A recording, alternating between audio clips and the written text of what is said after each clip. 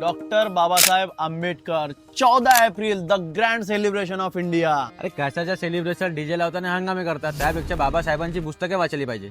वाटलाच मला कोणी ना कोणी एक दलित असंच म्हणते. बरोबर, बुक्स वाचली पाहिजे. तुमच्या एखादी मित्राच्या बर्थडे राहते तेव्हा तुम्ही मस्त फटाके फोडता, एन्जॉयमेंट करता.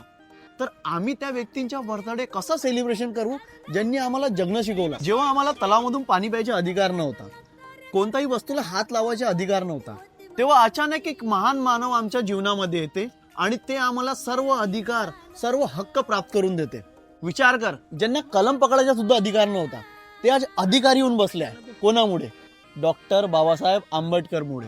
तुला माहित आहे, बाबासाहेबांच्या प्रत्येक प्रतिमामध्ये त्यांच्या एक बोट वर आहे. त्यांचे संदेश काय?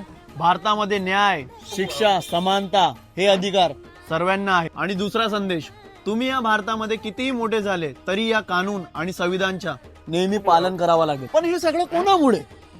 डॉक्टर बाबासाहेब आंबेडकरमुळे. हो दादा, तुमच्यासाठी भरपूर काय केलं बाबासाहेबांनी. फक्त आमच्यासाठी नाही, बाबासाहेबांनी सगळ्यांसाठी केलं. हिंदू कोड बिल, महिलांना शिक्षणाचा अधिकार, समानतेचा अधिकार आणि मालमत्तामध्ये समानतेचा अधिकार मिळावा म्हणून डॉक्टर बाबासाहेब आंबेडकरनी 1951 मध्ये कानून मंत्रीच्या पदाने इस्तिफा दिला होता. बाबासाहेबांनी फक्त एक जातीचा विचार न करता सर्व जातींना समान हक्क दिला. आणि हे फक्त त्यांनाच माहिती आहे ज्यांनी संविधान वाचलेलं आहे.